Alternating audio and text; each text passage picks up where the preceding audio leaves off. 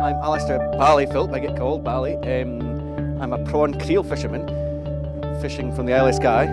My family come from here, and a long line of fishermen. My grandfather was a fisherman, my father was a fisherman, all my uncles on both sides were fishermen, so I suppose there was an inevitability that I've got the sea in my blood. When I started, I was making £100 a day when I was 16, and that's 20 plus years ago, and I still struggle to make £100 a day now.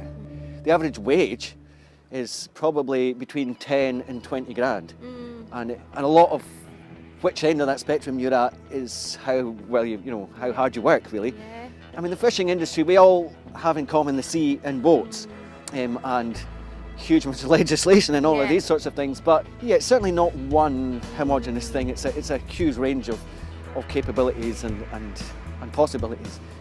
It's a heavily legislated industry, as you said. Hugely so, yeah. And it's becoming increasingly so. Yeah. And more people have a stake in the sea. Yeah. How has that affected people like yourself? It's complex, a complex relationship. I mean, I think one of the first things to notice is that fishermen haven't always been in charge of their own destiny. We're not responsible for how much fish gets caught.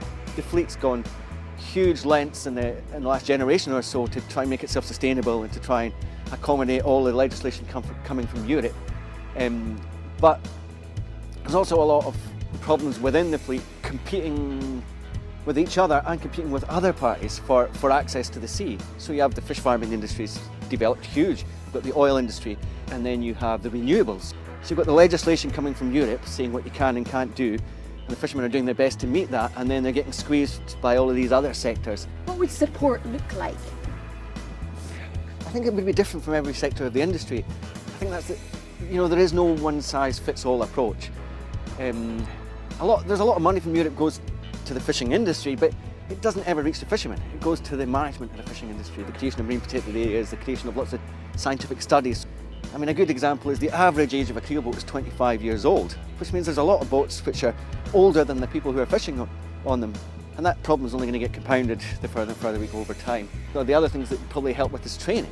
I mean, there are government schemes which help get young people into the fishing industry, but you're not allowed to do a day's work in a fishing boat now without several tickets. Each of these tickets cost a couple of £100. So if people were to want to assist the fishing industry, that would certainly be one of the ways that would go a long way to help. Investing in the fleet and then investing in training. That wouldn't just give the local kids jobs, but it would mean that the money that the fishing industry was making was staying in the country, staying in the communities where the stuff was being caught.